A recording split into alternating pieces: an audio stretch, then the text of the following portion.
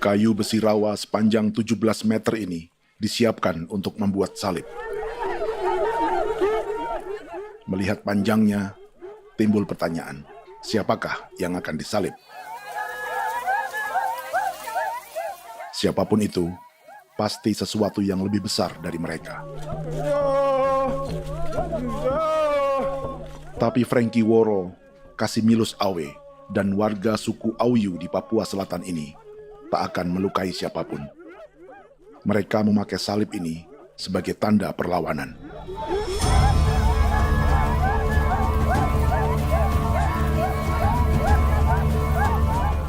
Yang mereka lawan memang lebih besar, yaitu pemerintah Republik Indonesia. Pemerintah sedang mengincar 2,5 juta hektar hutan orang Papua untuk proyek tanaman industri pangan dan energi.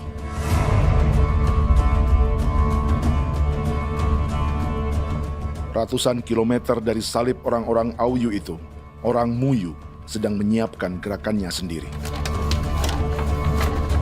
Tapi kali ini dalam bentuk sebuah pesta.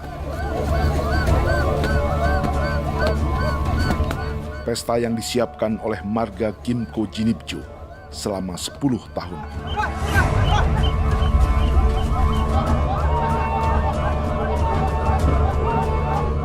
Sosok di marga ini adalah Willem Kimco, orang asli Papua yang tak punya kartu identitas kewarganegaraan manapun.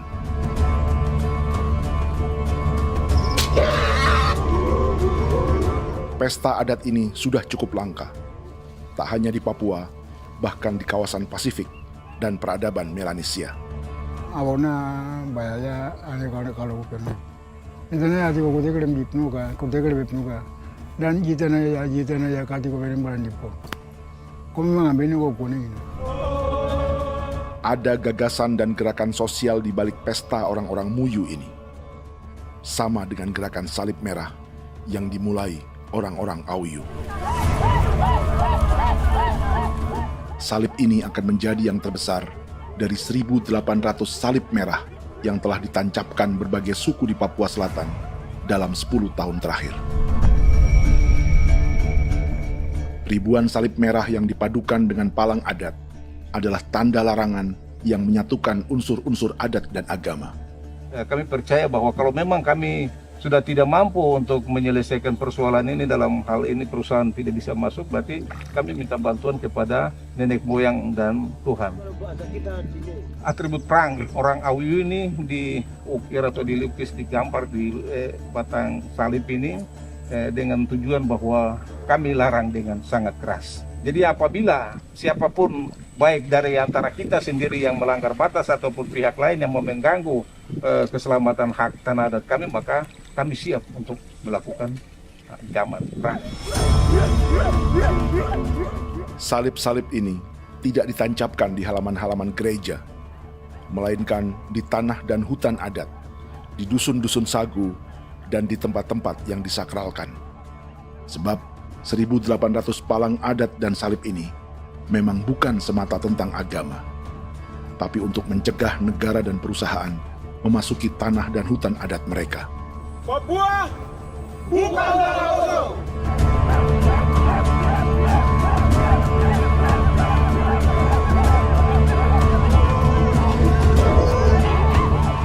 Di zaman TikTok ini, kami ingin menceritakan semua ini lewat film yang pendek.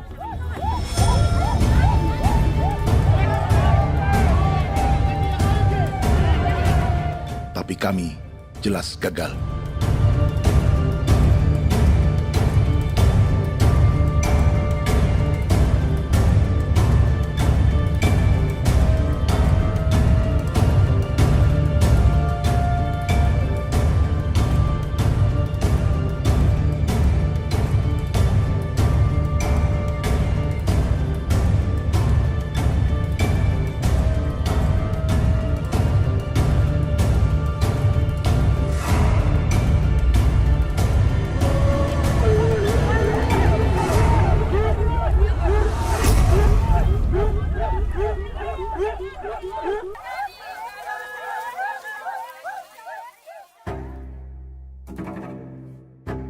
Di planet ini, ada 5 pemilik hutan hujan tropis terluas yang tersisa. Kongo di Afrika, Brazil, Peru, Bolivia, dan Indonesia.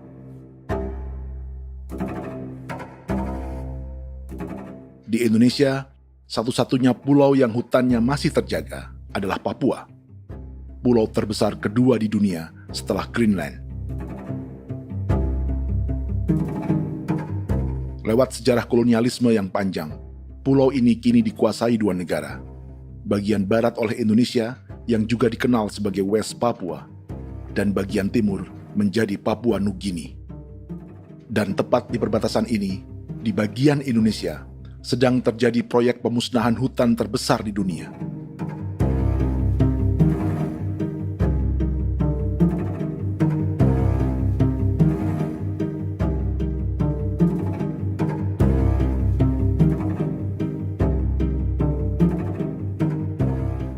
Pemerintah Indonesia sedang membuka lebih dari 2,5 juta hektar hutan untuk sawit, tebu, padi, dan peternakan. Ini disebut proyek strategis nasional untuk lumbung pangan dan energi yang jadi ambisi 3 presiden. Bagian terbesar direncanakan untuk mencetak sawah seluas 1,3 juta hektar. Lalu bagian lain akan ditanami tebu seluas 560.000 hektar untuk gula dan bioetanol. Setiap liter bensin di Indonesia akan dicampur bioetanol 10% atau E10. Ada 10 perusahaan di proyek ini, dan semuanya dimiliki oleh 1 keluarga saja. Berikutnya, ada areal sawit seluas 400.000 hektar untuk biodiesel. Targetnya mencampur 50% solar dengan minyak sawit atau B50. Dan terakhir, pemerintah akan membuka peternakan seluas 380.000 hektar. Jadi, apa yang salah dengan proyek pangan dan energi ini? 5 orang Papua dalam film ini akan menjawabnya.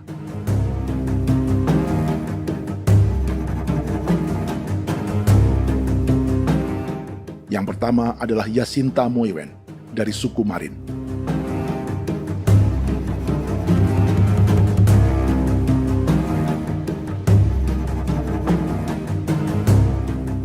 Yasinta dan warga di distrik Ilwayap di Merauke sudah menjadi korban. Hutan dan rawa sebagai sumber pangan dan ekonominya telah dihancurkan. Jalan sepanjang 135 km sedang dibuat, dan di kiri kanannya akan dicetak 1 juta hektar sawah. Mereka sulit menolak atau melawan. Salib sudah digeser, masih datang lagi dengan senjata mereka nih. Karena proyek ini juga dijaga tentara. Macam-macam senjatanya.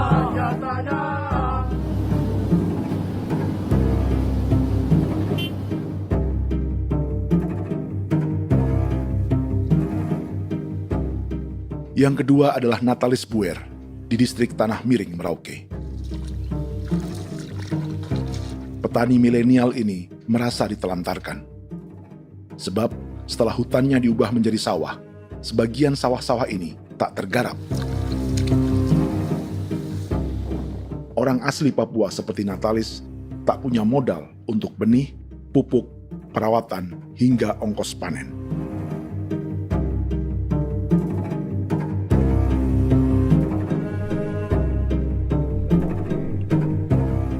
Orang ketiga adalah Vincent Kuipalo dari suku Yenan di distrik Jagebob, Merauke. Vincent dan suku Ye sedang menjadi korban. Hutan adat orang-orang Ye sedang dihancurkan untuk perkebunan tebu dan bioetanol. Tanah mereka juga diincar untuk markas-markas militer, pasukan yang akan menjaga proyek pangan dan energi ini.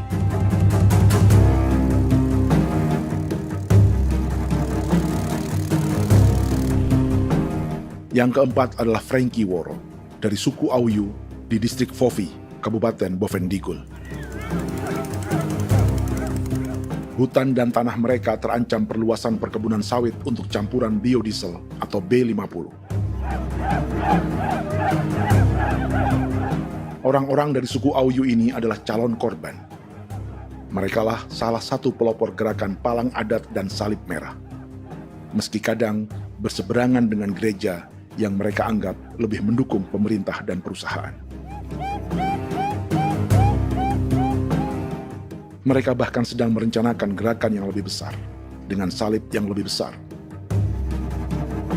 Tanah milik Somu Sobisiba itu bahwa tanah ini diciptakan oleh Tuhan dan memberikan warisan kepada kami. Kami ini hanya hak jaga.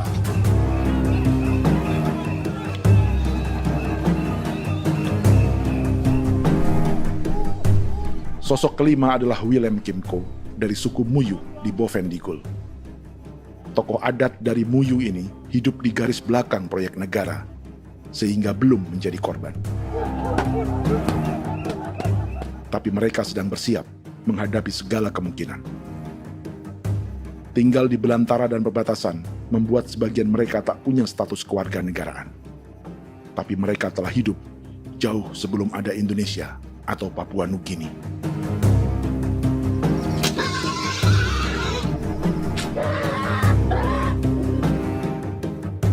Kelimanya mewakili jutaan orang asli Papua yang sedang terancam eksistensinya. Jika kita merasa kepunahan peradaban Neanderthal di Eropa, Aztec dan Inca di Amerika, atau aborigin di Australia adalah sejarah masa lalu, film ini menceritakan bagaimana pemusnahan sebuah bangsa dan kepunahan sebuah peradaban sedang terjadi di masa hidup kita. Kepunahan bukan karena kerusakan lingkungan dan ruang hidup semata, juga karena dihantam 60 tahun operasi militer.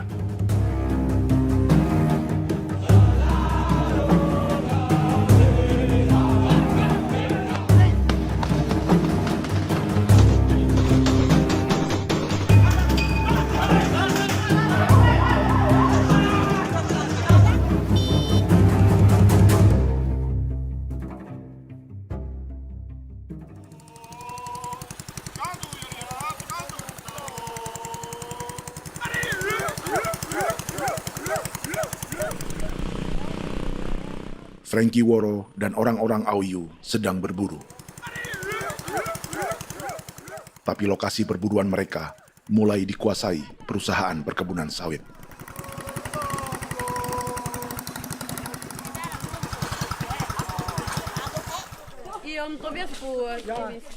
Kita akan menuju arah ke Inabusu. Di sana kami akan masuk di wilayah konsesi perusahaan PT Indo Asiana Lestari, dan di situ ya ada survei-survei mereka yang mereka pernah lakukan, tapi juga kami ada lakukan tanda-tanda saksi di sana.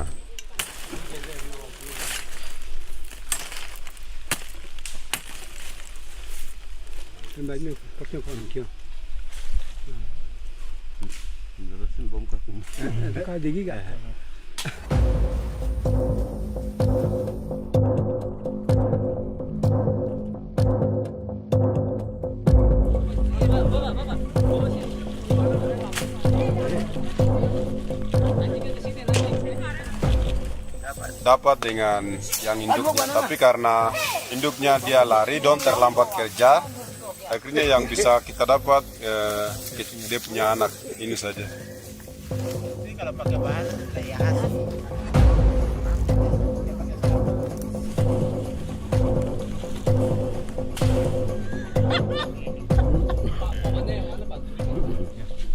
Pohon ini pohon bitanggur, dia punya kayu ini kita biasa gunakan untuk kerja perahu, dan juga kulit depu getanya itu kita pakai untuk kerja ini, panah-panah ini lem, jadikan lem ini, panah-panah.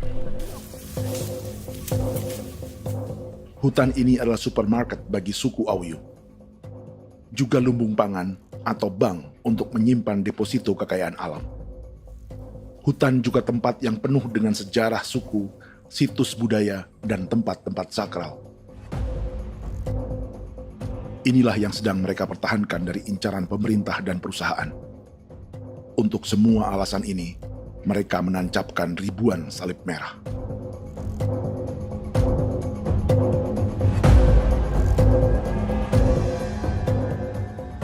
Tapi dari kampung, warga suku Auyu memberi kabar pada Frankie tentang intimidasi oleh aparat negara agar mereka melepas tanah ke perusahaan sawit dan berhenti memasang palang adat dan salib merah.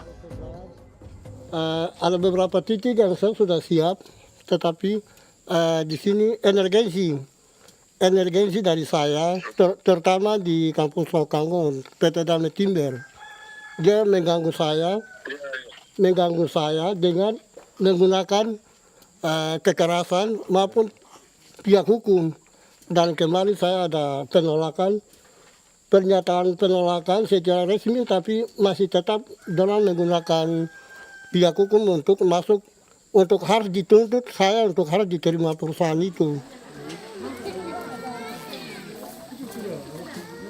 Kita di situ ada 15 marga, tetapi 15 marga juga tidak setuju. Marga-marga siapa yang terima dan marga-marga mana saja yang menolak. Nanti kita lihat dari pertimbangan itu, dan di situ dan kita undang mereka untuk bicara dengan kami. Sebagai sosok yang aktif dalam gerakan, warga Auyu terus memberi informasi lapangan kepada Frankie yang tak selalu berada di kampungnya. Izin pernyataan yang mereka paksa saya untuk tanda tangan itu, tapi sementara saya tidak tanda tangan. Data semua ada di tangan saya. Ya. Baik, kalau gitu itu lebih bagus karena tanda tangan itu yang berbahaya. Iya. Tanda tangan itu yang lebih berbahaya karena sekarang ini modern dan canggih, dan itu yang mereka biasa pakai untuk tipu muslihat. Mereka biasa pakai itu di tanda tangan itu. Betul.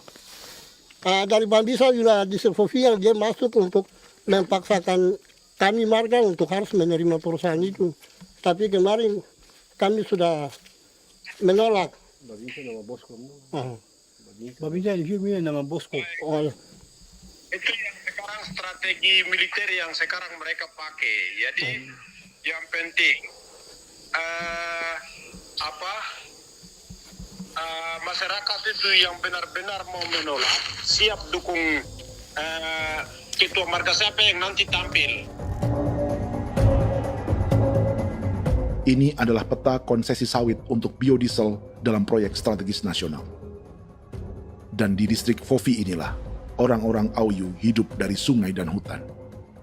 Tapi Frankie di Bovendigul masih lebih beruntung. Setidaknya dibandingkan Yasinta Mowien di Merauke yang sudah kehilangan hutan dan rawanya.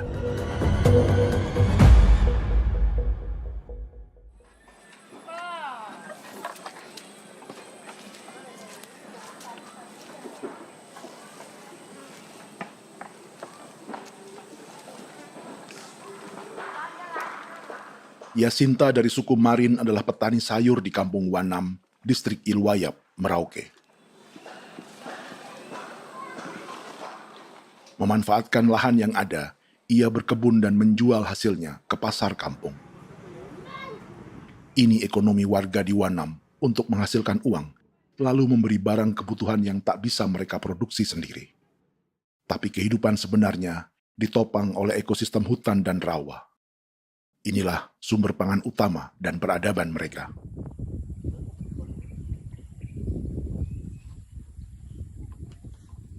Namun ketenangan ini diusik ketika tiba-tiba pada Mei 2024, di Pelabuhan Wanam datang ratusan alat berat untuk proyek pangan dan energi pemerintah.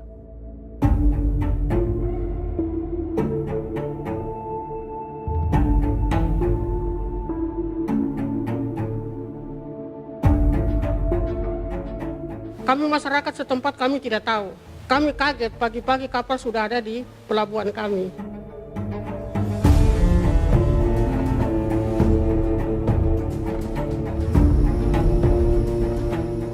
Yasinta Mowien atau Enrika Gebze dan warga lainnya tak pernah diajak bicara atau dimintai pendapat. Seakan-akan Papua adalah tanah kosong. Kita suka kaget yang dong bawa turun alat berat dong bawa turun, kita kaget masyarakat. Dorang subongkar itu kayu-kayu.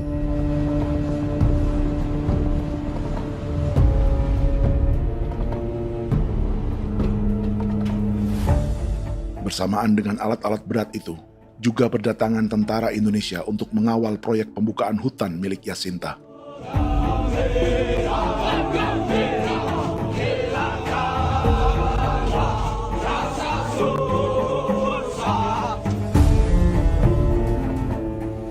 Ribu alat berat didatangkan dari Cina ke Papua oleh perusahaan bernama John Lin Group sebagai kontraktor pemerintah. Ini disebut sebagai pesanan eskavator terbesar di dunia dengan nilai 4 triliun rupiah. Misinya membuka hutan dan rawa milik orang Marin, salah satunya untuk membangun jalan sepanjang 135 km. Sementara di kiri kanannya akan dicetak sawah yang ditargetkan seluas 1,3 juta hektar. Jalan berupa garis lurus ini bukan rute tradisional ekonomi masyarakat. Jalan ini akan menghubungkan kawasan perkebunan sawit dan tebu di sebelah timur, juga untuk mobilisasi pasukan militer. John Lin Group adalah perusahaan yang dimiliki Andi Samsudin Arsyad atau yang dikenal dengan Haji Isam. Sebagian orang mengenalnya sebagai pengusaha yang hobi balapan mobil.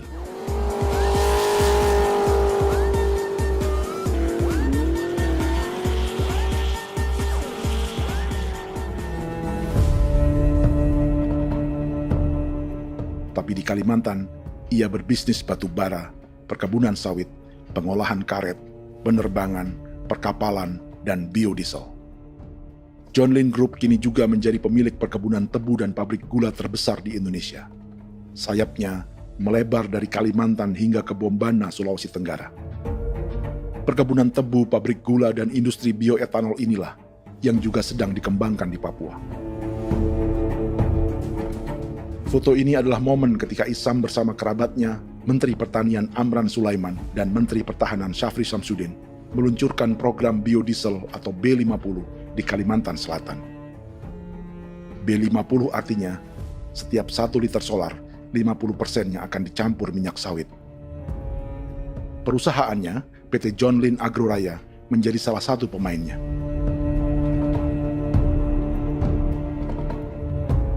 Sepanjang tahun 2025, saham PT John Lin Agroraya pernah naik hingga 700%.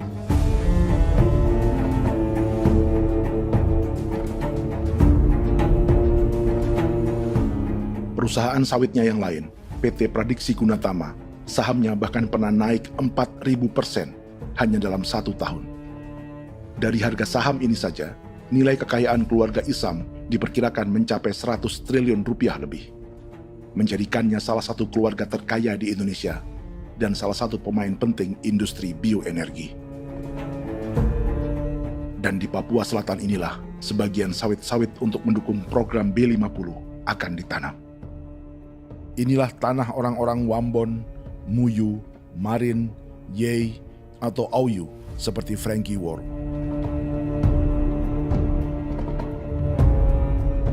Haji Isam pernah menjadi tim kampanye nasional Presiden Joko Widodo dalam pemilu 2019 saat melawan Prabowo. Bintang Mahaputra Utama diberikan kepada Saudara Andi Syamsuddin Arsyad. Beliau berjasa luar biasa dalam mendorong pertumbuhan ekonomi daerah maupun nasional. Setelah menjadi presiden, Prabowo memberi gelar kehormatan Bintang Mahaputra Utama pada Isam.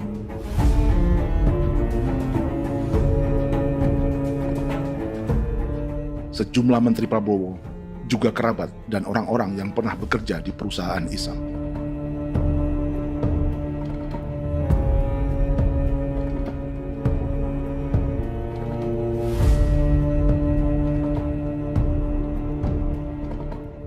Lawan sebesar inilah yang sedang dihadapi Jacinta di kampung Wanam, Merauke. Atau petani perempuan lain seperti Enrika Gebse. Jadi alam kita ini sudah rusak. Jadi kita itu biasa jalan dari sini tuh harus pasang jerat di situ, harus cari makan di situ lagi. Itu tempat-tempat itu pasang-pasang jerat, tempat babi, rusa, sekarang sudah tidak ada lagi.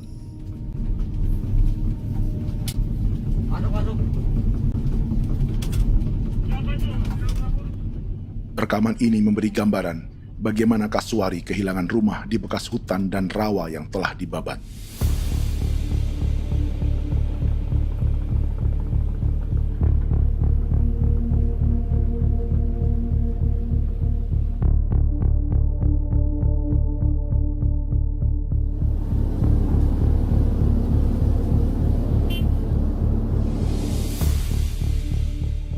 Keterlibatan tentara dalam proyek pangan dan energi di Papua memakai dalih bahwa ancaman terhadap negara kini tak hanya perang secara militer, tapi juga melalui pangan dan energi. Kementerian Pertahanan pun terlibat karena proyek ini dianggap operasi militer selain perang. Jadi tugas kamu adalah menjaga sumber cadangan pangan nasional. Macam-macam senjatanya, Proyek ini menambah panjang alasan mempertahankan kehadiran tentara di Papua dalam 60 tahun terakhir. Saat ini, jumlah tentara Indonesia di Papua mencapai 56.000 personel, atau ada 1 tentara untuk setiap 100 orang Papua. Bandingkan dengan rata-rata nasional, di mana hanya ada 1 tentara untuk 696 penduduk Indonesia. Itu belum termasuk polisi. Artinya, 1 orang Papua dijaga lebih banyak senjata dari rata-rata penduduk Indonesia. Tanah dan hutan diambil secara sepihak untuk kepentingan pembangunan batalion dan bandar antariksa. Ini bentuk perampasan masyarakat. Penolakan kehadiran markas-markas militer terjadi di sejumlah tempat di Papua. Tak hanya karena trauma dan ketakutan, juga karena mengambil tanah-tanah adat.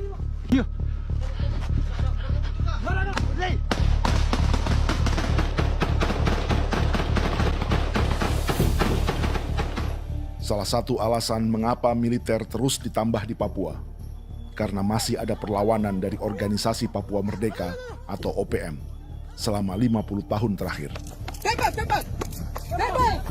Ayo. Tapi kekuatan militer OPM diperkirakan hanya 1.430 personel dan 360 pucuk senjata. Selebihnya, mereka menggunakan senjata tradisional.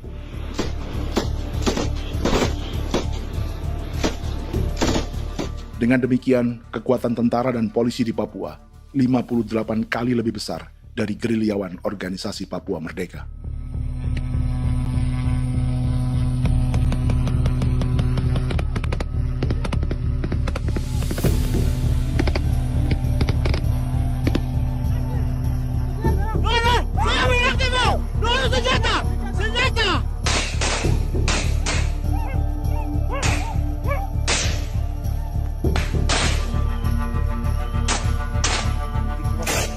Sebagian tentara berada di garis depan pertempuran, tapi sebagian besar lainnya terlibat operasi non-tempur menjaga proyek pemerintah dan investor swasta. Seperti Batalion Infanteri Teritorial Pembangunan di distrik Jagebob, Merauke ini. Lokasinya bersebelahan dengan konsesi lahan tebu untuk gula dan bioetanol milik PT Murni Nusantara Mandiri. Baik perusahaan maupun markas militer, keduanya mengambil hutan milik suku Ye dari marga Kuipalo. Tapi dorong datang, tanam ini saja di sini, tanam papa nama ini. Victor Kuipalo menunjukkan apa yang terjadi. Jadi kita juga kaget ini. Nah kalau ini papa nama ini memang, ini papa nama ditanam tapi bukan haknya mereka yang ini. Ini hak kami di sini, hak dusun kami, marga Kuipalo yang punya hak dusun ini.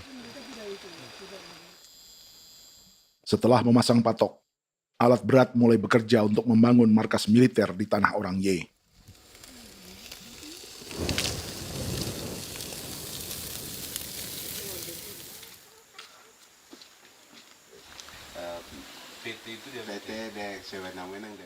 Kehadiran markas militer mengkhawatirkan warga yang pernah mengalami trauma.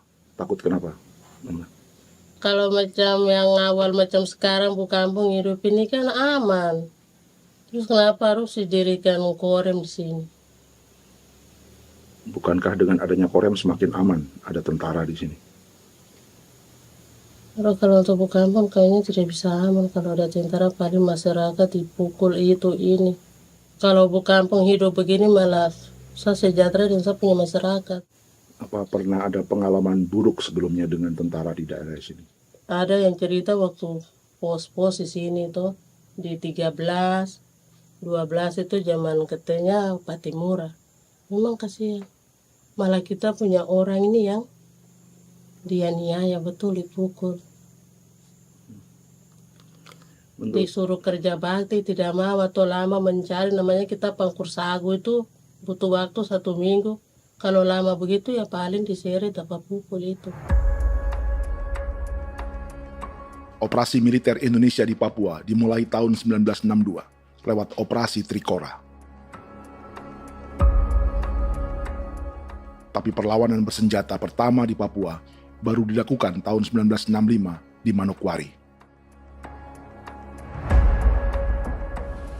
Nanti tanggal 1 Mei jam 12.30 pemerintahan di Irian Barat mutlak akan jatuh di tangan.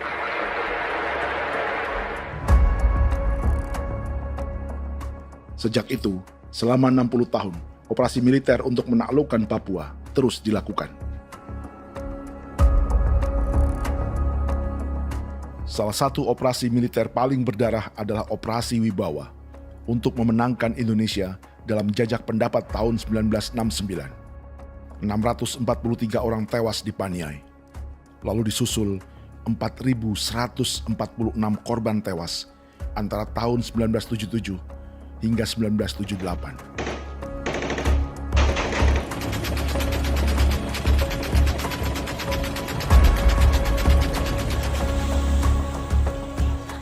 Operasi militer ini menimbulkan gelombang pengungsian hingga kini. Dewan Gereja Papua mencatat 103.000 orang menjadi pengungsi pada tahun 2025 dan nyaris tak diberitakan media-media Jakarta.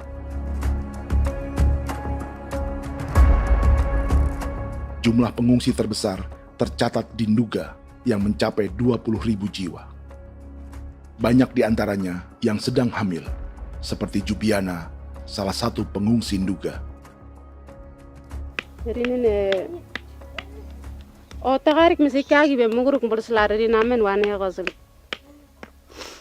bigari me egirik munene an nimbo misle berselar nene wam darik lek prak de oi gore bangal no so ndak lo yo nandam yanet ndang no gat de nanen di ko nerwa membri wal marwa egirik munene wa tringel no semana ngal siak ya ber kumbik nyak masala orena me wo suluk ri namen wani go semane kuman nak wani wani ndemo lo ndak misri namen bre go lo nak no semana ne be minit waru ra kana bi ne dige war de mino pragit de laina bulan Maret April yana mana kantan barang ne lire na bam ne Jubiana lalu menamai anaknya pengungsi Kogoya. Selain Jubiana, juga ada Emma dari Maibrat yang melahirkan di hutan. Sampai di kampung gini, katanya bilang ada tentara yang bangun jembatan. Ya, capek itu juga pun masih tahan. Kembali lagi ke hutan lagi. Berputar sampai saya jatuh di tengah jalan. Orang sampai terbanting di kayu semuanya.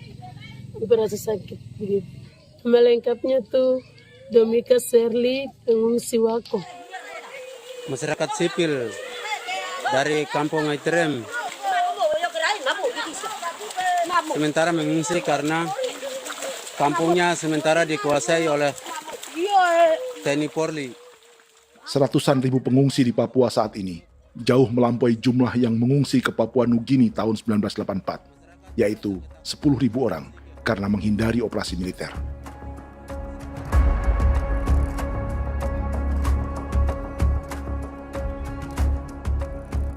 Bersamaan dengan operasi militer, eksploitasi sumber daya alam Papua juga dilakukan sejak masuknya tambang emas dan tembaga Freeport pada tahun 1967.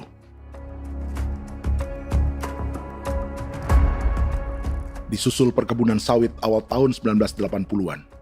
Lalu ada perburuan buaya untuk diambil kulitnya. Sebelumnya, ada eksploitasi gas alam di Teluk Bintuni, pencarian besar-besaran kayu gaharu, atau pembukaan hutan tanaman industri. Ini belum termasuk perburuan dan perdagangan ikan arwana di selatan Papua, penebangan kayu merbau dari hutan-hutan Jayapura, emas di Blok Wabu Intan Jaya, bahkan nikel di pulau-pulau kecil Raja Ampat. Dan kini, dalam skala yang belum pernah terjadi dalam sejarah, Papua dipaksa mencetak sawah, tebu untuk bioetanol, dan sawit untuk biodiesel.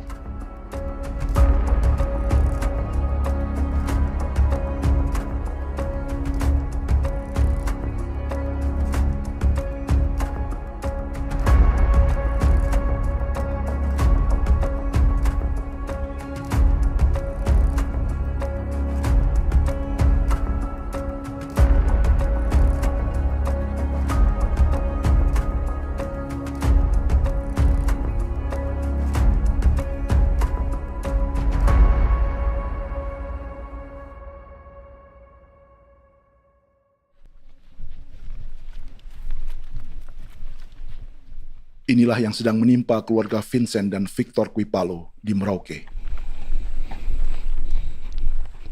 Hutan mereka diambil untuk markas militer dan industri perkebunan, PT Murni Nusantara Mandiri. 1 dari 10 perusahaan yang diberi konsesi untuk menanam tebu dan memproduksi gula serta bioetanol seluas 52.000 hektar.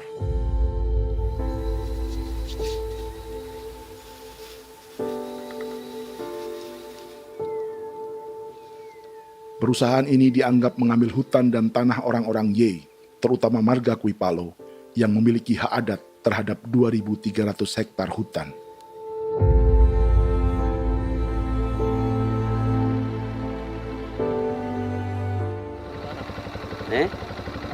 Tentara? Tentara. Oh iya, tentara.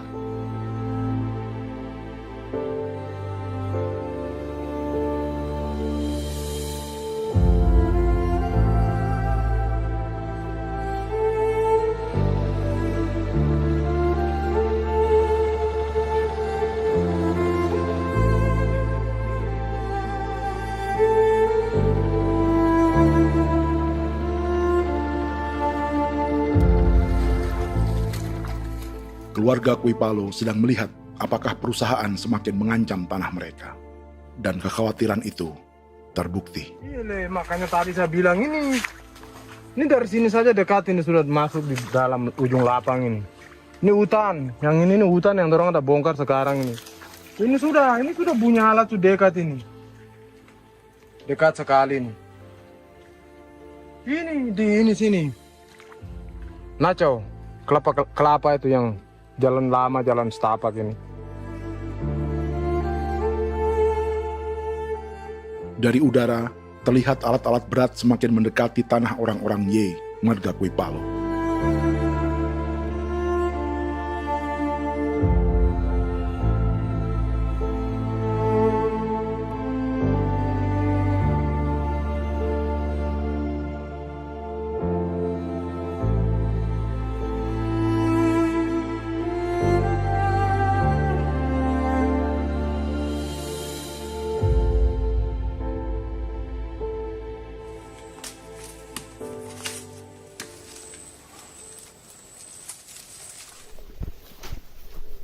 Keesokan harinya, Victor dan kerabatnya memberi tanda cat merah di pohon-pohon yang berada di batas tanah mereka.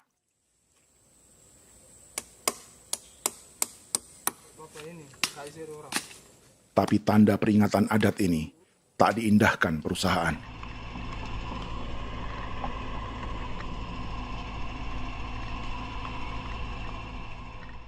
Dua bulan kemudian, perusahaan tetap memasuki tanah marga Kuipalo. Sama.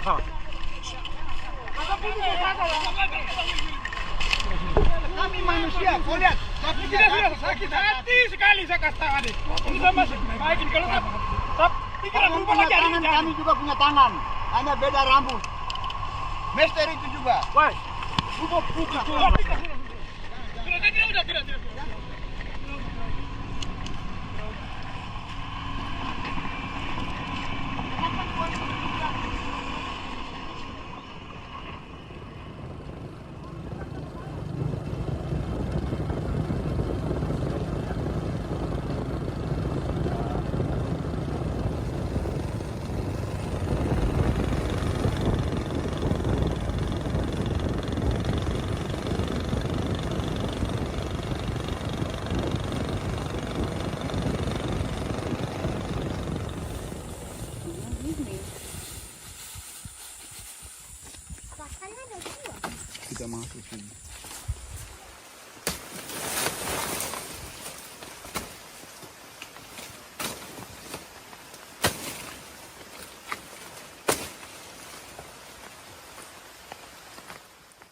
Jadi ya untuk itu seperti saya katakan tadi, apakah lebih baik kita tidak usah ada kan atau bagaimana, kita pisahkan, pisahkan dari negara ini kan, jangankan tuh.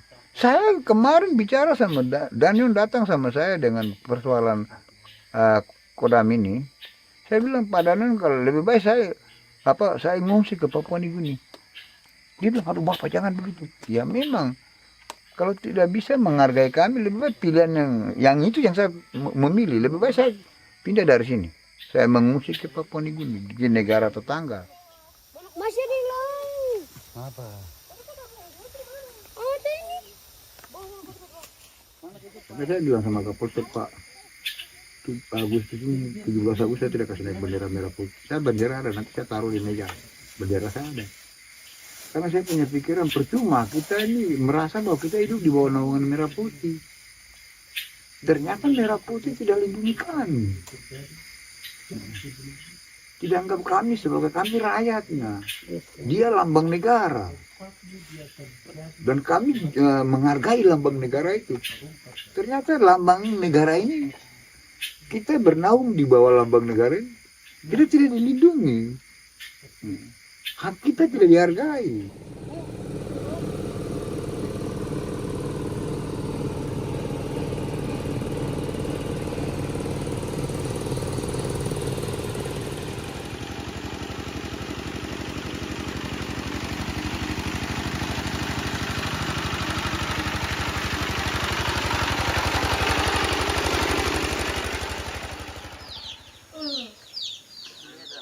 Marga Kuipalo dari suku Ye terus mendapat teror dan intimidasi agar melepas tanah mereka yang hanya dihargai Rp300.000 per hektar. Tapi mereka tidak berjualan tanah. Makanya mama itu tidak suka untuk lepas tanah. Untuk apa?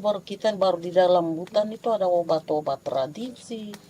Itu sudah Kalau macam ada sayur juga, kita ambil sayur yang dia tumbuh sendiri.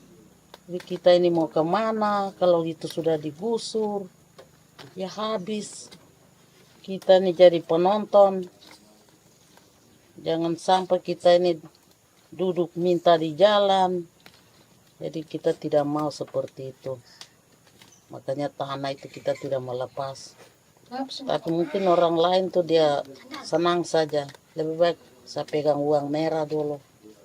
Saya bisa beli-beli itu ini. Nanti datang uang sudah habis, gembel. Mau cari kemana lagi, hutan sudah habis. Mau makan ikan di mana, kali sudah hancur. Seperti Yasinta di Wanam, suara dan gerakan kaum perempuan Papua sangat nyaring dan tak bisa diabaikan. Saya sebagai perempuan tolak untuk perusahaan masuk di sini. Karena kalau saya terima anak-anak saya mau dikemanakan, mau tinggal di mana. Apapun yang terjadi saya tetap tolak. Demi tanah ini saya akan berjuang, demi saya punya anak-anak. Yang katanya mengutamakan anak Papua, nyatanya yang kerja kebanyakan ya orang-orang Jawa. Saya sendiri orang Jawa, tapi bukan mau bicara yang tidak-tidak. Memang kenyataannya seperti orang-orang Papua itu diterbelakangkan, kurang diutamakan, gitu.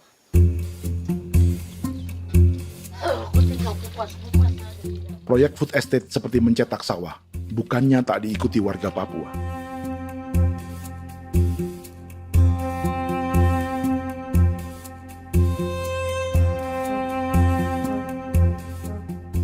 Salah satunya Natalis Buer di distrik Tanah Miring, Merauke.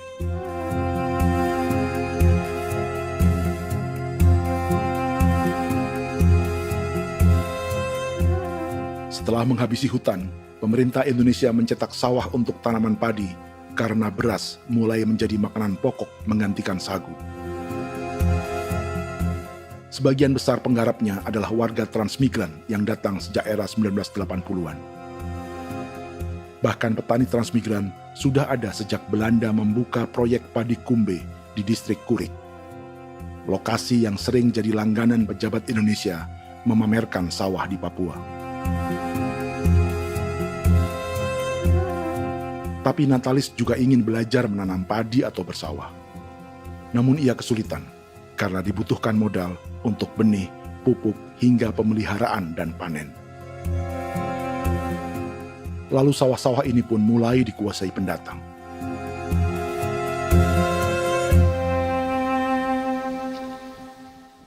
Tapi sejauh ini di kampung kami ini yang saya lihat memang ada kelompok kami punya di sini yang sudah tergabung dalam Gapoktan, kemudian masuk dalam optimalisasi lahan.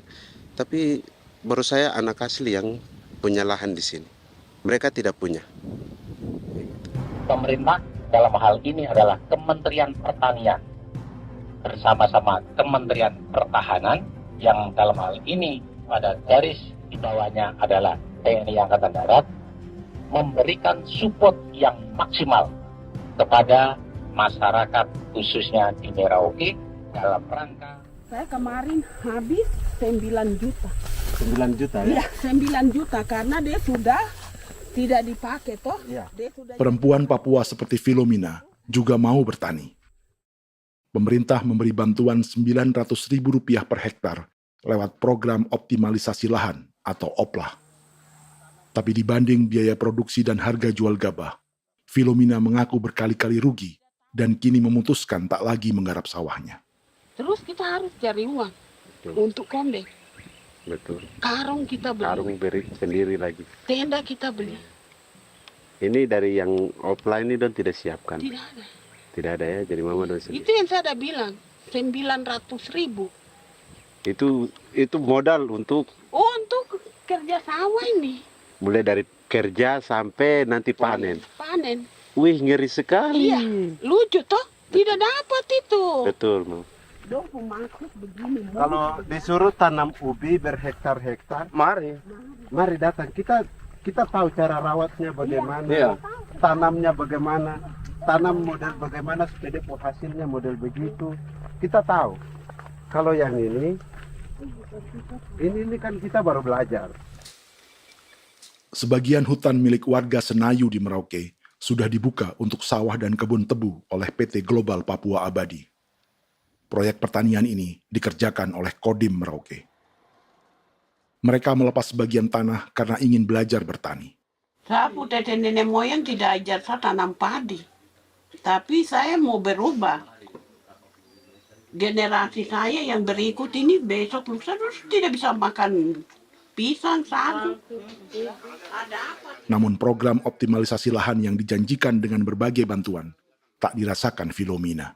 Obat rumput beli, obat padi beli, jonder kita bayar, bahkan bibit masih kurang, cari bibit lagi beli. Jadi saya memang kalau program pemerintah saya sama sekali saya tidak suka. Baku tipu saya.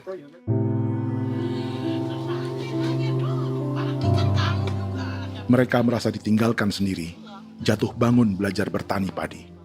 Sementara sumber pangan dan air yang semula mudah didapat, kini telah berganti sawah dan kebun tebu. Dulu kita masih bisa jalan, nanti masak di kali, pakai air kali. Minum pakai air kali. Sekarang, kok mau masak?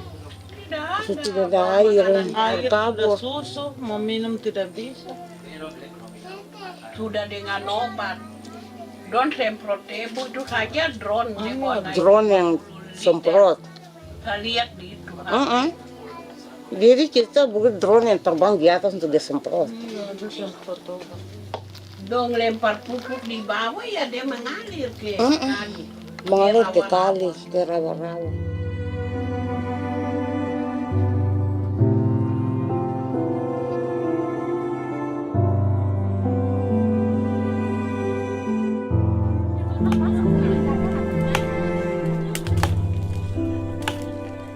Seperti pertanian sawah bagi orang Bali atau Toraja, bagi orang Auyu dan suku-suku lainnya di Papua Selatan, sagu juga bukan semata tentang pangan.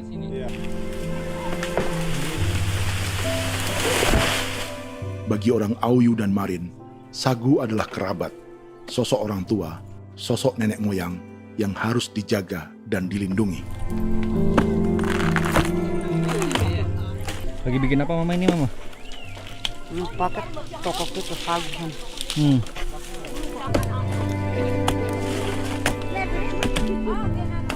Kami diingatkan oleh leluhur, sagu itu tidak boleh digusur dan tidak boleh diganggu dengan cara apapun, dan di dalam rangka kepentingan apapun tidak boleh. Kamu harus bela, bahkan sampai nyawa pun harus menjadi taruhan demi membela keselamatan pergerakan sagu di atas tanah ini.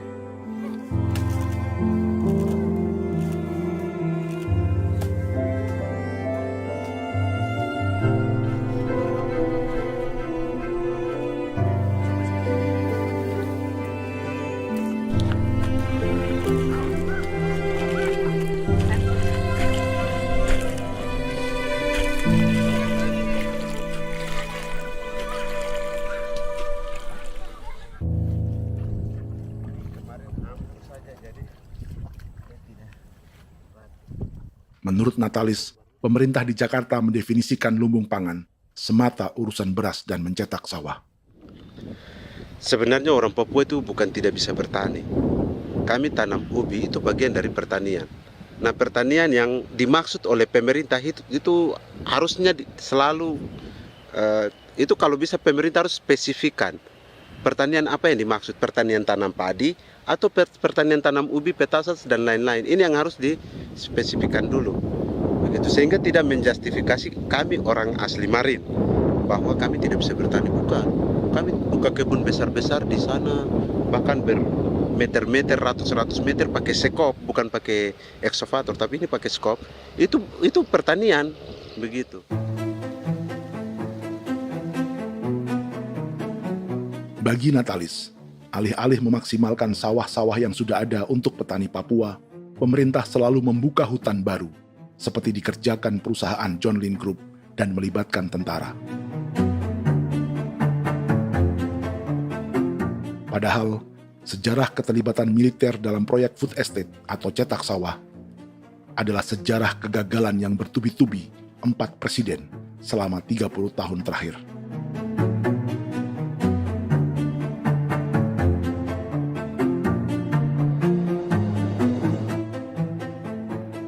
Papua bukan yang pertama menjadi proyek lumbung pangan yang melibatkan tentara. Kalimantan telah menjadi korban 30 tahun sebelumnya.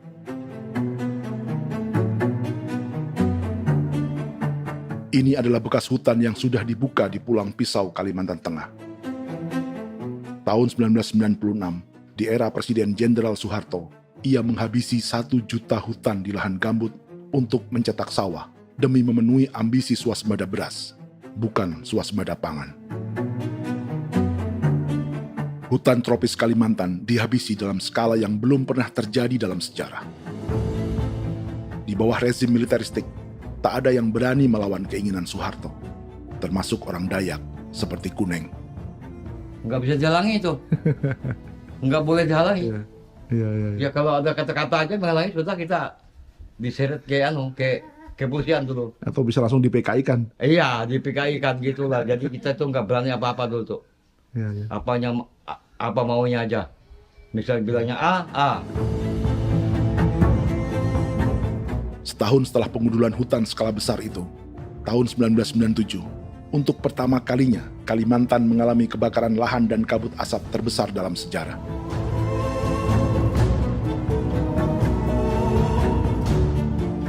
Sebagai ilustrasi, ini kondisi kabut asap tahun 2015.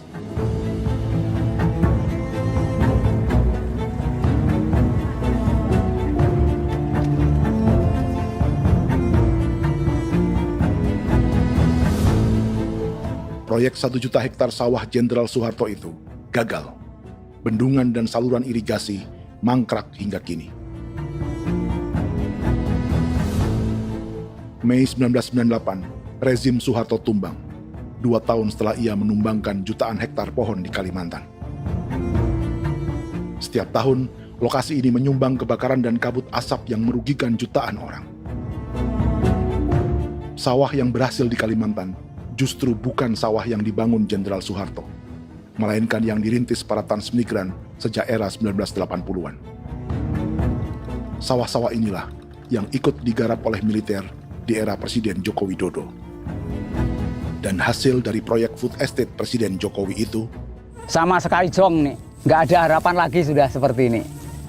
Tapi Jokowi terus memperluas area food estate hingga 16.000 hektar. Presiden Jokowi juga menyerahkan urusan lumbung pangan ini kepada Prabowo yang saat itu menjadi Menteri Pertahanan. Salah satunya di Kabupaten Gunung Mas, Kalimantan Tengah, untuk membuka perkebunan singkong seluas 31.000 hektar.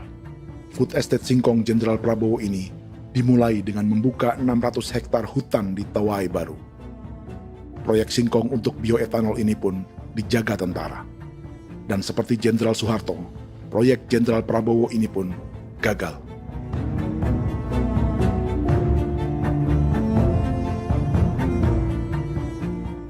Dengan reputasi ini, Joko Widodo dan Prabowo justru sedang membuka 2,5 juta hektar di Papua.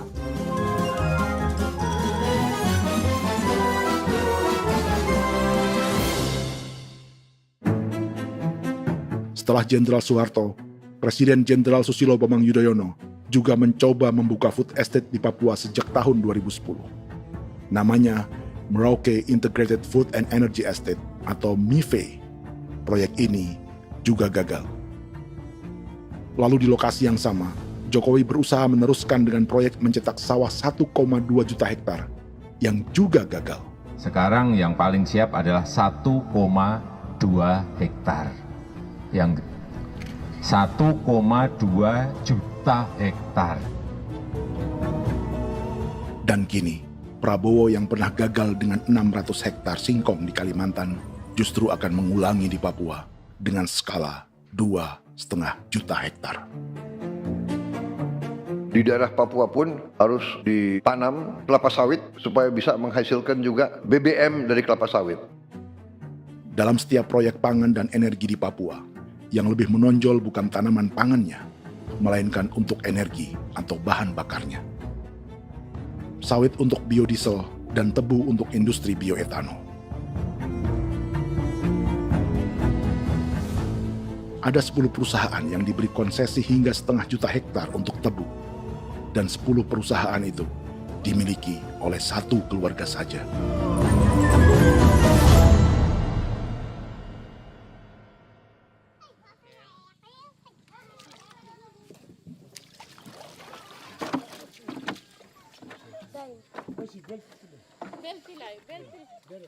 Para perempuan Auyu di Bovendigul akan berangkat memancing. Priska Beni membantu menyiapkan perahu.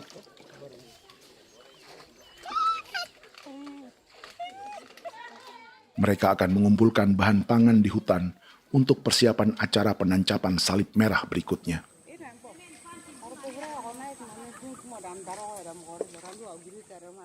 Priska sudah mengambil posisi memancing.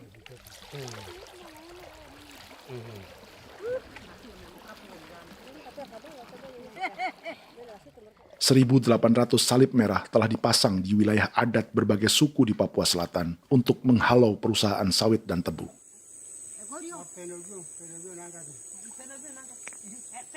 Maria Tebung yang paling muda datang membawa hasil. 2 ekor ikan gastor alias gabus toraja. Sebagai generasi Z, pendidikannya sampai sekolah dasar. Di perusahaan perkebunan seperti sawit atau tebu, ijazah SD hanya bisa menjadi buruh kasar. Tapi ia tak tertarik. Karena kita hidup itu dari alam, kita pancing, juga di darat, bawa anjing, terus bikin pagar sagu, dapat babi, bawa baru kita makan. Jadi kita tidak mau perusahaan masuk. Sementara Priska Beni masih mencari peruntungan. Tapi baginya, menjadi nelayan di Sungai Fofi masih lebih baik daripada bekerja 9 tahun di perkebunan sawit. sudah pengalaman, jadi kita tidak mau lagi. Seberapa lama ketika kerja itu? Selama di sana. 9 tahun di sana. 9 tahun? Saya baru pulang dari perusahaan. Selama 9 tahun kerja di sawit, bisa punya rumah kah? Atau Tidak. motor kah? Tidak. Johnson kah? Tidak. Cuma makan saja. Pendapatan juga kan tidak lebih. Habis dimakan.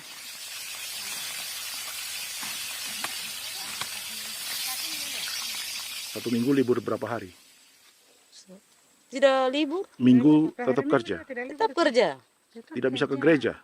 Hari Minggu kerja. Hari Minggu juga kerja.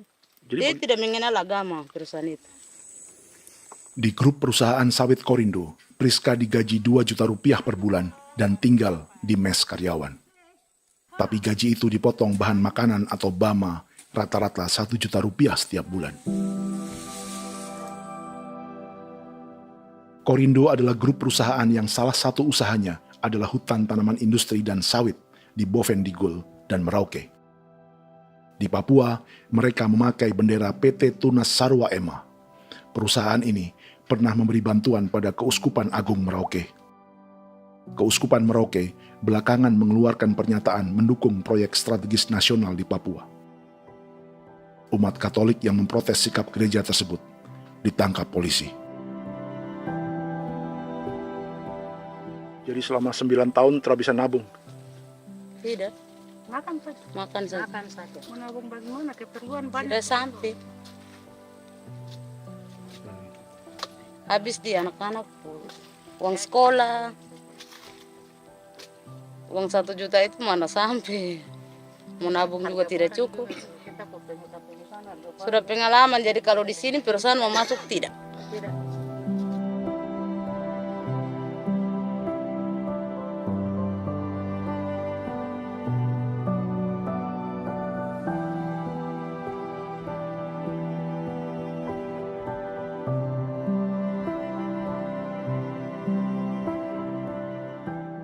Dan menu makan siang seperti ini agaknya sulit bagi buruh sawit atau tebu yang digaji 2 juta rupiah per bulan. Generasi Z seperti Maria Tebung atau generasi milenial seperti Priska Beni punya matematika ekonominya sendiri. Sawit untuk biodiesel atau tebu untuk bioetanol tak akan ada bedanya bagi mereka.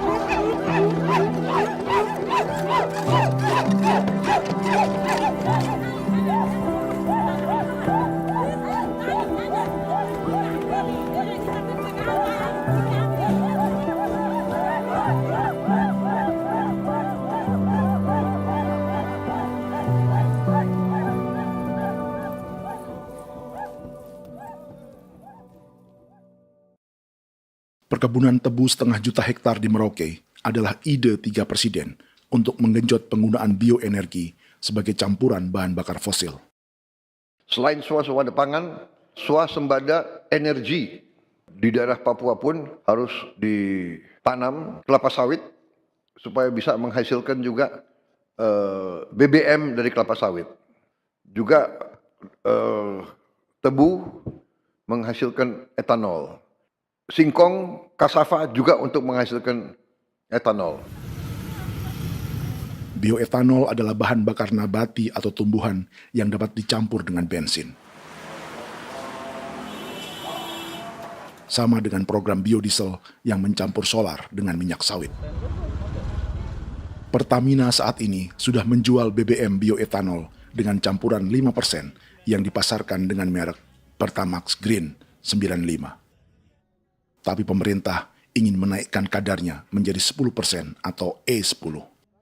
Maka ke depan kita akan mendorong untuk ada E10. Kemarin malam sudah kami rapat dengan Bapak Presiden. Bapak Presiden sudah menyetujui untuk direncanakan mandatori 10% etanol. Idenya untuk mengurangi ketergantungan pada bahan bakar fosil yang diimpor dan menimbulkan polusi.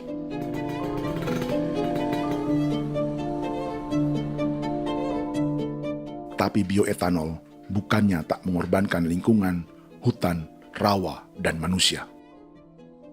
Karena program E10 membutuhkan 7,3 miliar liter bioetanol, maka lahan yang dibuka untuk menanam tebu bisa mencapai 1,3 juta hektar. Sementara saat ini, luas perkebunan tebu di Indonesia hanya 500 sampai 600 ribu hektar. Artinya, butuh lahan baru hingga 800 ribu hektar untuk menanam tebu. Dan 500 ribu hektar diantaranya sedang dibuka di Papua. Hutan yang tadinya untuk menumbuhkan pangan berubah jadi tanaman untuk bahan bakar di jalanan. Kecepatan pulihnya hutan beradu dengan jumlah dan kecepatan kendaraan di jalanan.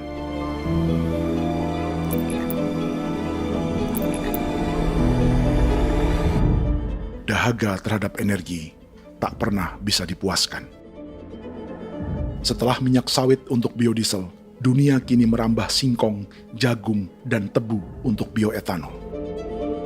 Benua Amerika, Eropa, sebagian Afrika, hingga separuh Asia kini mulai memakai bioetanol sebagai campuran bahan bakar.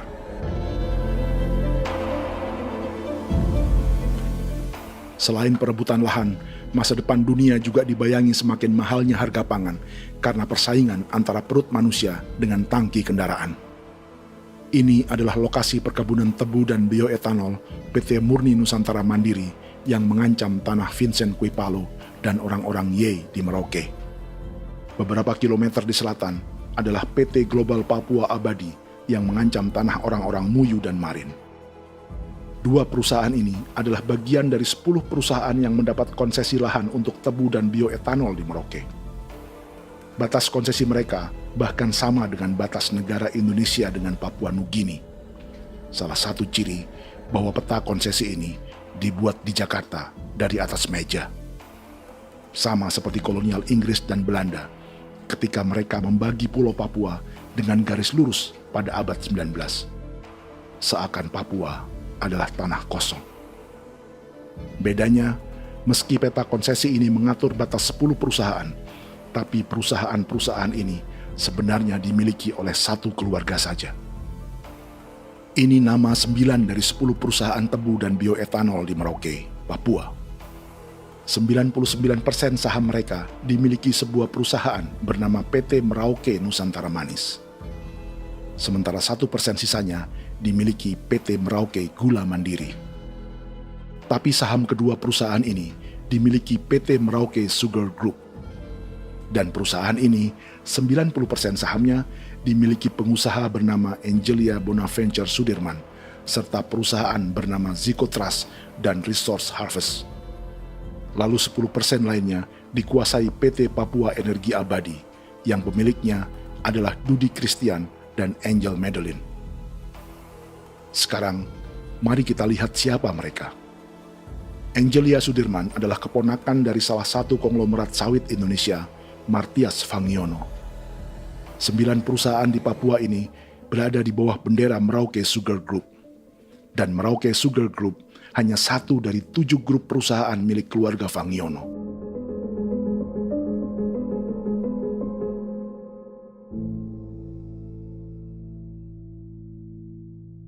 Ini Martias Fangiono. Seperti Haji Isam, Martias selama ini dikenal sebagai pengusaha sawit yang kini merambah bisnis tebu dan bioetanol. Ini momen saat penanaman perdana tebu di Merauke bersama Presiden Joko Widodo Juli 2024. Di sini juga ada anak Martias Fangiono, yaitu Wirastuti Fangiono. Wirastuti adalah salah satu yang menonjol dari keluarga Fangiono. Tahun 2025, Forbes mencatatnya sebagai konglomerat termuda dengan kekayaan 23 triliun rupiah yang mengendalikan 2 grup usaha, FAP Agri dan Surya Dumai Industri. Keduanya adalah perusahaan sawit dan biodiesel. Anak dan bapak ini adalah investor utama bagi Jokowi dan Prabowo untuk proyek tebu dan bioetanol di Papua. Sementara yang ini adalah mertua Sitorus, pemilik raksasa agribisnis dunia, Wilmar International, yang juga memegang konsesi sawit di Papua lewat berbagai perusahaan. Tapi mertua kini memakai bendera baru, yaitu KPN Corporation atau Karunia Prima Nastari. KPN inilah yang memiliki kelindan bisnis dengan keluarga Fangiono untuk proyek tebu Merauke. Apalagi grup Wilmar yang didirikannya juga pemain gula utama di Australia. Tahun 2010, Wilmar membeli 100% saham perusahaan gula terbesar Australia, Sucrogin. Akuisisi senilai 1,5 miliar dolar Amerika ini langsung menjadikan Wilmar pemain tebu terbesar kelima dunia. Sebagian bibit tebu yang ditanam di Merauke adalah varietas yang dikembangkan Lembaga Riset Gula Australia atau Sugar Research Australia. Sugar Research Australia lalu menjalin kontrak pengembangan bibit dengan PT Global Papua Abadi milik Fangiono. Tapi masalahnya, Sugar Research Australia adalah badan publik yang tugasnya memajukan petani tebu dan sebagian dananya berasal dari pajak warga Australia. Itu artinya, warga Australia membiayai pengembangan bibit tebu untuk investor dan pemerintah Indonesia. Dokumen ini menunjukkan bahwa lembaga yang dibiayai warga Australia itu pernah memiliki kontrak penyediaan bibit dengan PT Global Papua Abadi milik keluarga Fangiono. Kontrak itu baru berakhir pada November 2024. Artinya, saat Presiden Jokowi dan keluarga Fangiono menanam bibit tebu pada Juli 2024 ini, kontrak itu masih berlaku. Nama lain dalam keluarga ini adalah Siliandra Fangiono, yang pada tahun 2024 dijuluki Raja Sawit Termuda dengan kekayaan 39 triliun rupiah dalam catatan Forbes. Ia mengendalikan grup First Resources. Secara umum, keluarga Fangiono memiliki 20 perusahaan di Sumatera, 32 perusahaan di Kalimantan, 1 di Jakarta, 2 di Singapura, dan 25 perusahaan di Papua. Di Papua, perusahaannya tersebar dari Sorong, Mapi, hingga Merauke. Para politikus dan pejabat Indonesia terus membesarkan konglomerasi, meski Martias Fangiono pernah divonis 1,5 tahun penjara karena kasus pembalakan liar dan kebun sawit ilegal tahun 2007. Sementara tahun 2022, Wilmar terlibat kasus korupsi ekspor minyak sawit dan divonis mengembalikan kerugian negara 11,8 triliun rupiah. Tumpukan uang ini disebut sebagai pembayaran dari grup Wilmar yang diterima secara simbolis oleh Presiden Prabowo pada Juni 2025 lalu. Tapi peran raksasa biodiesel dan bioetanol dunia ini belum akan surut di Indonesia. Bahkan sebaliknya. Sebuah dokumen presentasi bisnis dari Wilmar International Limited pada tahun 2010 ini bisa menjadi petunjuk. Presentasi ini bagian dari proses pembelian 100% saham raksasa tebu Australia, Sucrogin. Dalam presentasi ini, Wilmar mengaku ditawari konsesi lahan 200.000 hektar di Papua, atau dulu disebut Irian Jaya, untuk menanam tebu. Dengan penerbangan hanya 2,5 jam dari kantor Sucrogin di kota Townsville ke Merauke, Wilmar akan mengawinkan bisnis gula dan bioetanolnya menjadi pemain dunia. Dan lokasi yang diincar oleh Wilmar adalah distrik Ilwayap di Merauke, kampung halaman Yasinta Moiwen. Dan persis disinilah, 14 tahun kemudian, ribuan eskavator John Lynn Group milik Haji Isam mulai membuka hutan sebagai kontraktor pemerintah. Presentasi dan gagasan ini dibuat oleh Wilmar pada Juli tahun 2010. Sebulan kemudian, Agustus 2010, pemerintah Presiden Susilo Bambang Yudhoyono meluncurkan proyek Lumbung Pangan dan Energi Merauke atau Merauke Integrated Food and Energy Estate. Targetnya membuka lahan 1 juta hektar dalam 5 klaster yang masing-masing 200.000 hektar. Angka yang sama dengan presentasi Wilmar. 5 tahun kemudian, 2015, giliran Presiden Joko Widodo yang mau melanjutkan proyek pangan dan energi 1,2 juta hektar. Menjelang pensiun sebagai presiden, Jokowi kembali menggencarkan proyek ini dan melibatkan Prabowo sebagai Menteri Pertahanan. Jokowi lalu mendukung Prabowo sebagai presiden berpasangan dengan anaknya, Gibran Rakabuming Raka sebagai wakil presiden. Kini, setelah menjadi presiden, giliran Prabowo yang melanjutkan proyek bioetanol dan biodiesel dengan memobilisasi militer dan melibatkan pejabat-pejabat yang juga para elit partai koalisinya.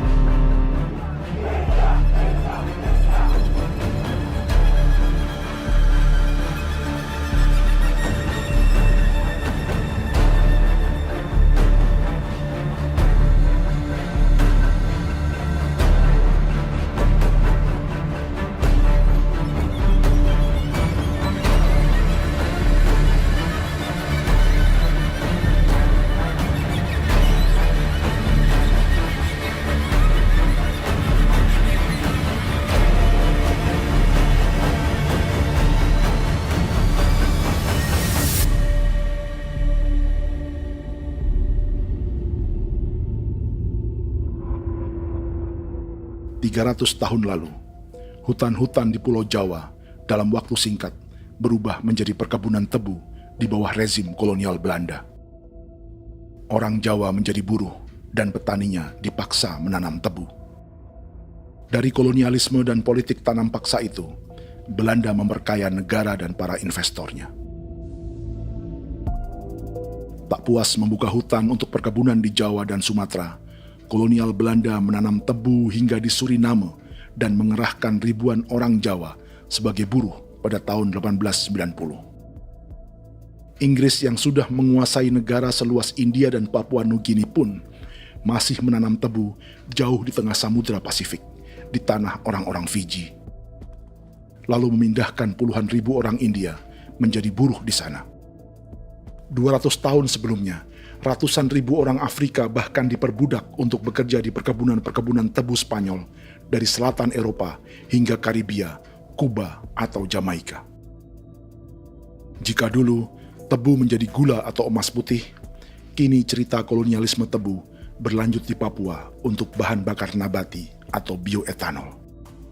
Dan seperti semua cerita tentang kolonialisme, akan ada yang berpesta dan ada yang membayar.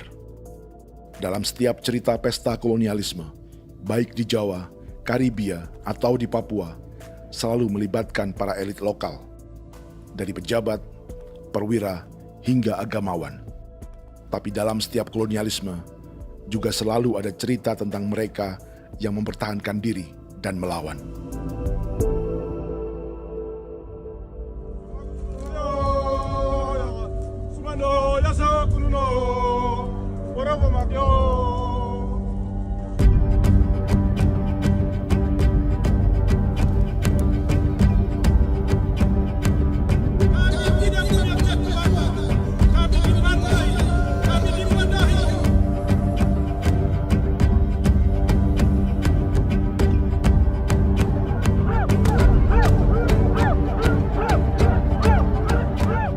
Dalam sejarah gereja Katolik banyak pemimpin-pemimpin yang adalah tanda petik itu adalah Judas juga. Jadi itu sudah pasti karena itu adalah manusia.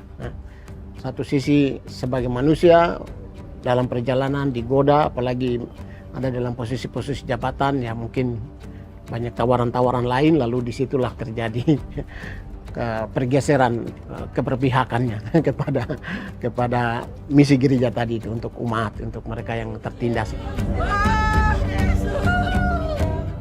Orang kirim eksavator, orang kirim tentara, orang kirim polisi. Pukul kami bukan pencuri, kami tidak pernah mencuri orang barang. Kami tidak pernah menangis ke orang lain. Kami tidak pernah menangis ke kita bapak mama, kami menangis kepadamu. Tuhan kami lemah. Tidak tahu. Ini hijau orang lain datang ke bangsa kami, ke wilayah kami untuk kasih habis kami.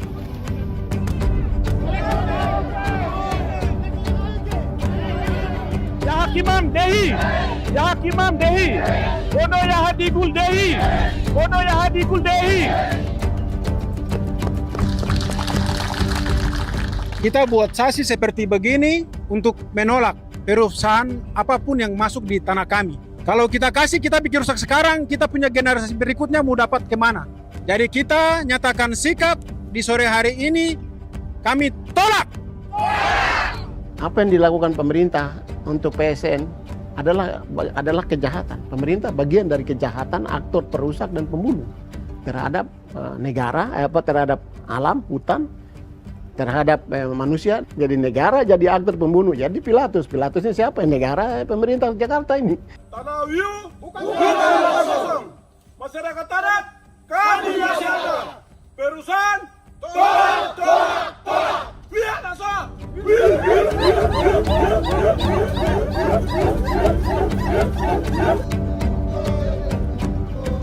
Jika tanah adat dan hutan adat hilang, kami mau hidup di mana? Maka di sini saya mau bilang, negara jangan tipu-tipu kami lagi.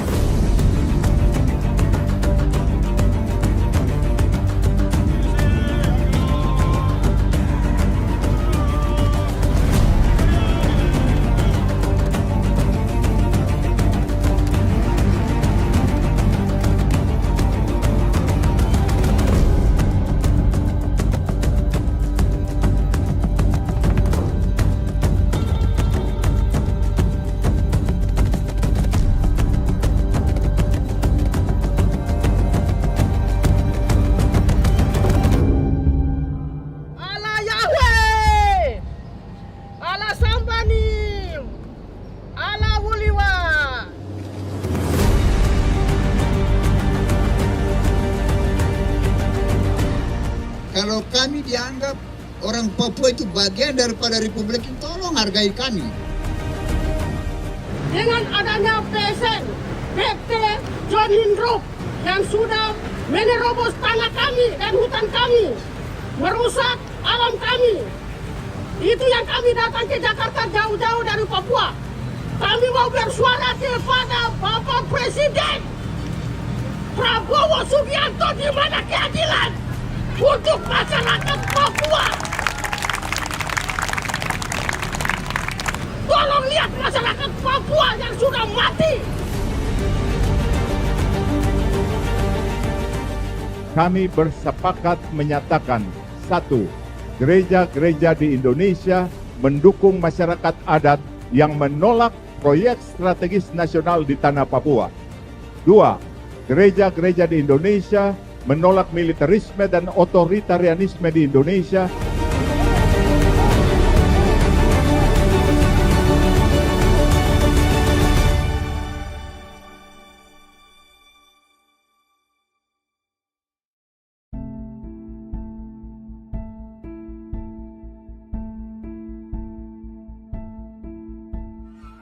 Kita sering merasa banyak hal buruk sudah jadi cerita sejarah. Dan kita sekarang hidup lebih baik, lebih beradab, atau mustahil melakukan kejahatan seperti di masa lalu.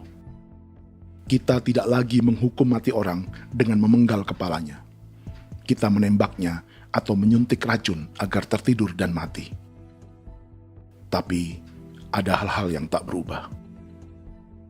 Salah satu pembantaian yang kuat di ingatan kita adalah kejahatan Nazi atau genosida di Rwanda. Padahal pembantaian juga sedang terjadi di masa kita, seperti di Gaza, Palestina. Penghancuran sebuah peradaban seperti Indian di Amerika atau aborigin di Australia juga kita anggap masa lalu. Sekarang kita merasa lebih baik dan lebih toleran. Padahal proses penghancuran bahkan pemusnahan yang sama sedang terjadi terhadap bangsa Melanesia di Papua. Begitu juga dengan praktik kolonialisme. Kita merasa penjajahan seperti dilakukan Portugis, Inggris, atau Belanda sudah menjadi sejarah. Dan Indonesia tidak mungkin menjajah. Padahal itulah yang sedang terjadi dan dirasakan di Papua.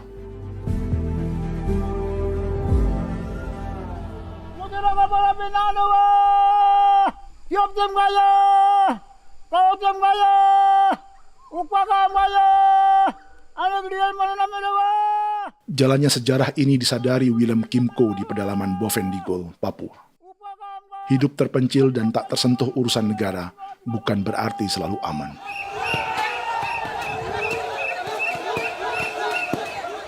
Untuk sampai di tempat ini, orang-orang Muyu menempuh 2 hari berjalan kaki mengarungi hutan, lembah, dan sungai. Termasuk mereka yang datang dari perbatasan Papua Nugini. Mereka berkumpul untuk memenuhi undangan pesta adat yang disebut Awon Atatbon atau Pesta Babi. Yang mengundang adalah marga Kimco Jinipjo. Yang dituakan di marga ini adalah Willem Kimco. Ia tak punya kartu tanda penduduk dan kewarganegaraan manapun, baik Indonesia atau Papua Nugini. Tahun 1984, 10.000 orang Papua, terutama suku Muyu, mengungsi ke Papua Nugini untuk menghindari operasi militer Indonesia, termasuk Willem Kimco.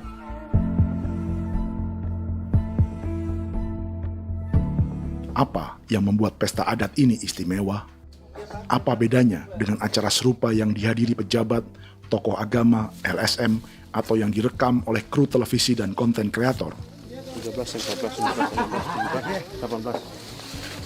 Pertama, untuk membuat pesta babi, orang Muyu perlu persiapan selama 10 tahun.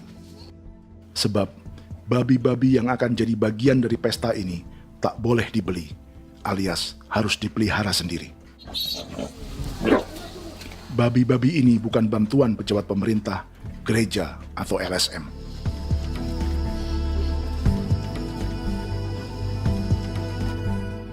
Yang kedua, babi-babi ini tidak dipelihara di kandang. Jadi punya nama babi ini kah? Harimau. Harimau? Harimau. Dia kulit dengan ini bulu di harimau, macam harimau begitu yang kasih nama harimau. Setelah diberi nama, mereka dilepas liarkan di hutan sejak kecil. 10 tahun kemudian, jika tiba saatnya pesta, para pemburu akan mencari mereka di dalam 479 hektar hutan milik marga Kimco. Suku atau marga lain tak akan mencurinya di hutan, karena mereka sudah punya babi dan wilayah masing-masing. Itu artinya mereka harus tetap menjaga dan mempertahankan hutannya agar babi-babi bisa hidup. Demikian juga dengan lahan pangan mereka, yang menumbuhkan sagu, keladi, atau aneka sayuran.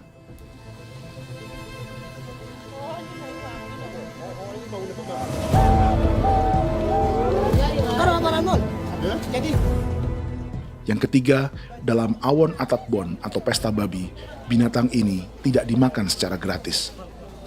Setiap marga atau klan dalam suku Muyu akan membayar jerih payah tuan rumah menjaga hutan dan memelihara babi.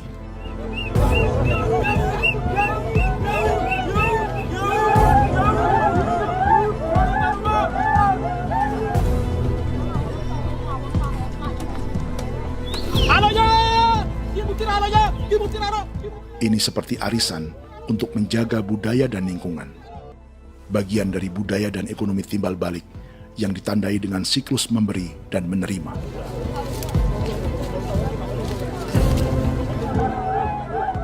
Ini juga cara orang Muyu membangun dan memperluas aliansi.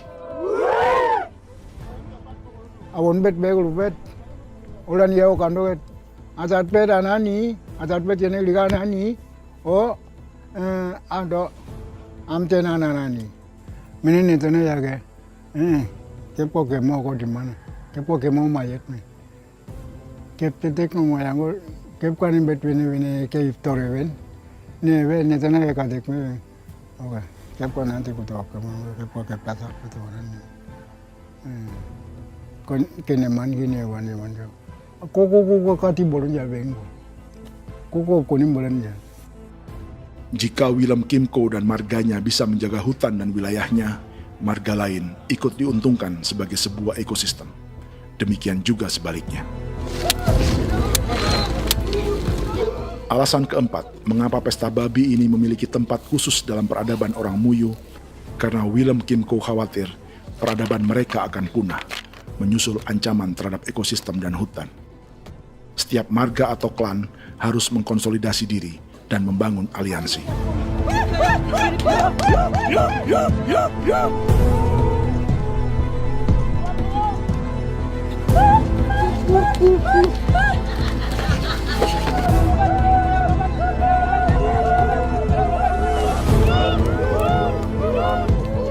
Kekhawatiran Willem dan orang-orang Muyu tak berlebihan. Ruang hidup mereka bersinggungan dengan proyek bioetanol dan biodiesel pemerintah Indonesia. Mereka juga tahu apa yang telah dan sedang menimpa suku lain seperti Auyu di Bovendigul atau Yainan dan Marin Anim di Merauke.